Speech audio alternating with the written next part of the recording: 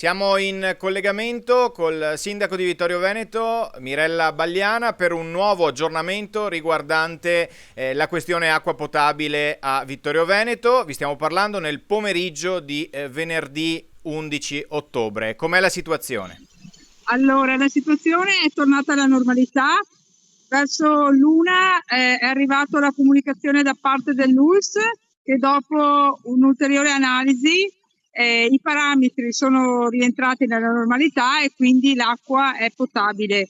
Diciamo che dai parametri non sono stati rilevati nessun tipo di anomalie rispetto alla questione batteriologica, quindi l'acqua va bene, la possiamo riprendere a bere la nostra acqua. Ecco, quindi ripetiamo, l'acqua è potabile, non ci sono più problemi riguardo all'uso alimentare dell'acqua e quindi possiamo dire che l'emergenza sia rientrata. Sì, certo, abbiamo appunto ritirato l'ordinanza dell'altro giorno e appunto decretato la potabilità dell'acqua e può essere usata a scopi civili, alimentari e quindi per tutto quello di cui abbiamo bisogno.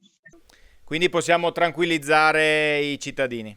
Sì, ecco, sì, vorrei dire anche che il nostro acquedotto è costantemente monitorato da Piave Servizi, con l'ausilio anche dell'ULSS, e quindi recuperiamo la fiducia del nostro acquedotto, dei Piave Servizi, e riprendiamo ad usare normalmente la nostra acqua, che è una delle migliori acque di tutto il Veneto.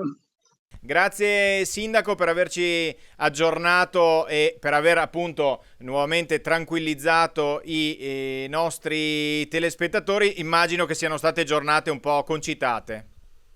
Sì, no, senza dubbio queste 2 giornate sono state un po' frenetiche, anche i cittadini erano parecchio preoccupati, però insomma gli interventi che sono stati fatti, i provvedimenti che sono stati presi erano solo in forma precauzionale, però è stato bene così, giusto per anche salvaguardare anche la salute di tutti i cittadini.